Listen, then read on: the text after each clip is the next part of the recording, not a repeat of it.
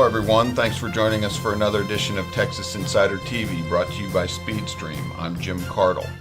The Texas State Board of Education sets the infrastructure and the curriculum under which more than 5 million Texas school children learn this year.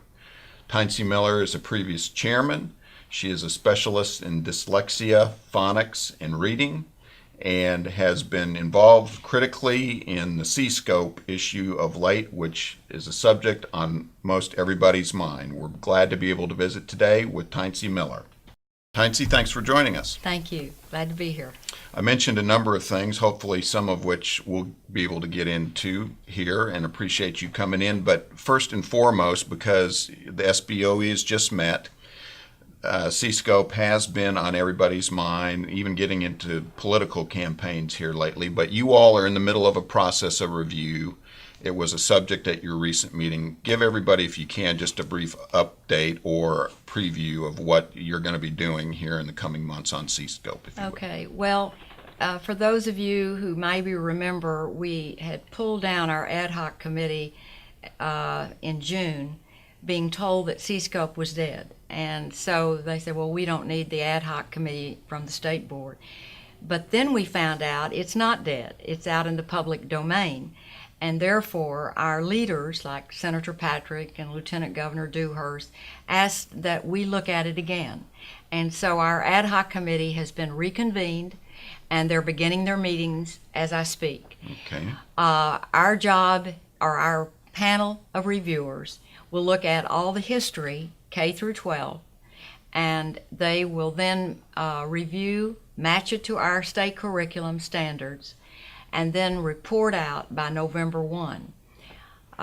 We are on a shorter timeline because we had pulled the committee down first, and then we had to reconvene. So we're a little bit behind our schedule, but we can do it by November 1. And in the meantime, all the kids have gone back to school. As you mentioned, Yes. You stood down, I believe it was SB 1406 by Senator Patrick, attempted to repeal the whole engagement of CScope. But what are you hearing in terms of the interaction in the schools?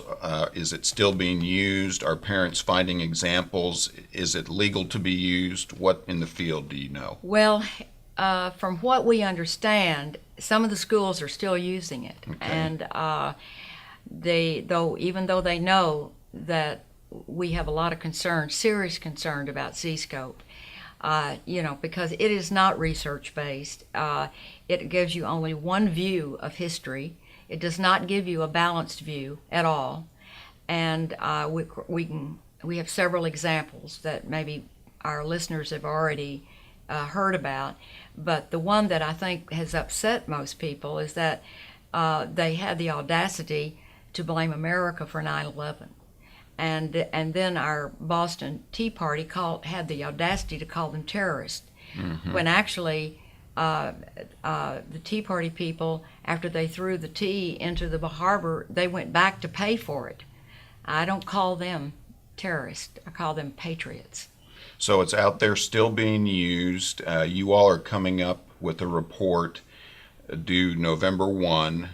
Yes. What would it be reasonable to expect after that, or what will be done with the report, if you know anything? Well, since we don't have the legal authority to approve or disapprove of these lesson plans, but we do have the authority to review the lesson plans. Okay. And then we give a report. We will put the report on the website of TEA, and people can read about it. We're hoping that parents will then go to their local school board and challenge their school and ask if they're using CScope and want to look at the lesson plans. Now, Senator Duncan from West Texas, he passed a bill called 1474, Okay. and it's basically local control. It's saying to the districts, if you are going to introduce a new curriculum in your community, then you have to have a public hearing and ask your community to come forward and learn about it, speak about it, before their local school board gives approval.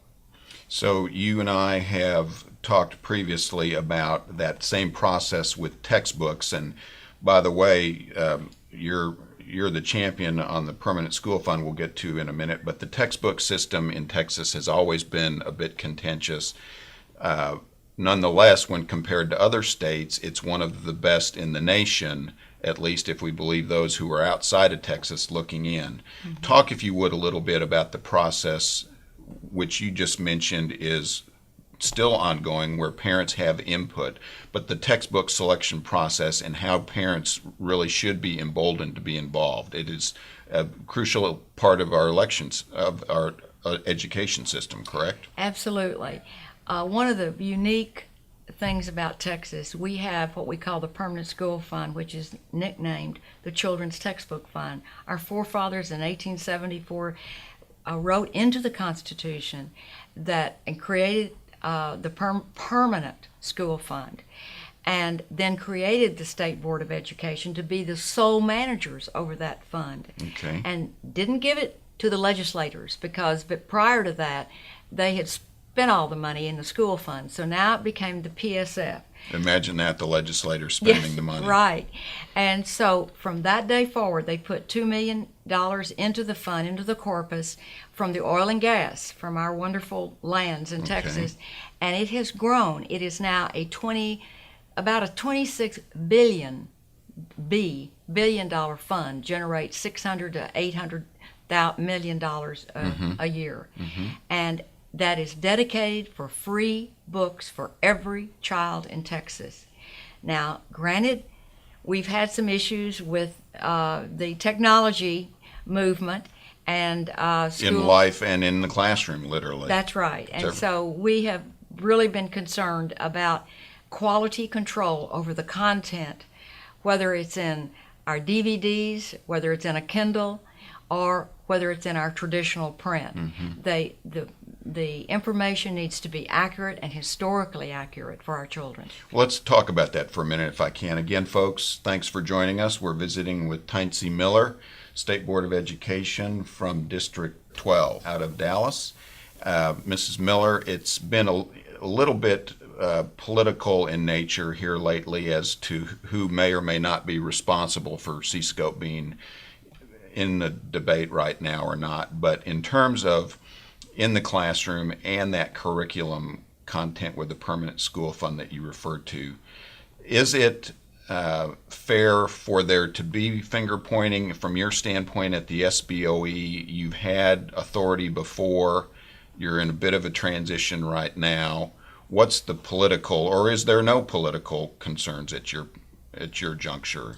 Oh no, there's political concerns because I think not this last session, but the session before, they came in with a bill that would allowed publishers to bypass the State Board of Education's review process. Okay. So anyone can go to the local school district, the superintendent, because they're sending now the money per child to the superintendent. Instead of letting it go through the State Board of Education and our very comprehensive review process, people can go and say, hey, I've got this great book, okay? And yeah, I guarantee it matches the curriculum. Take my word for it. And so we are questioning that because if it's coming out of the internet, how do you know it's accurate? How do you know it's the truth, okay? Mm-hmm. And one of the beautiful things of our history has been on our review process is that we have looked, all parents, teachers, retired, active, are invited to come and look at our books, check them to make sure they're accurate, error-free, and they match our curriculum standards.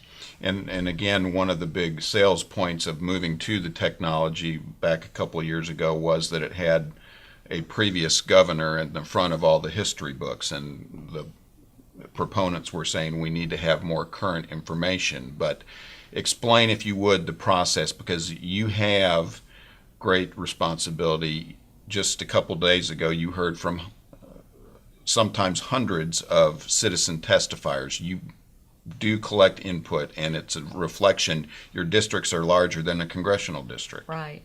We have about 1.6 to 7 million in our districts, yeah. Our process has always been very open, and we're I call it democracy in action.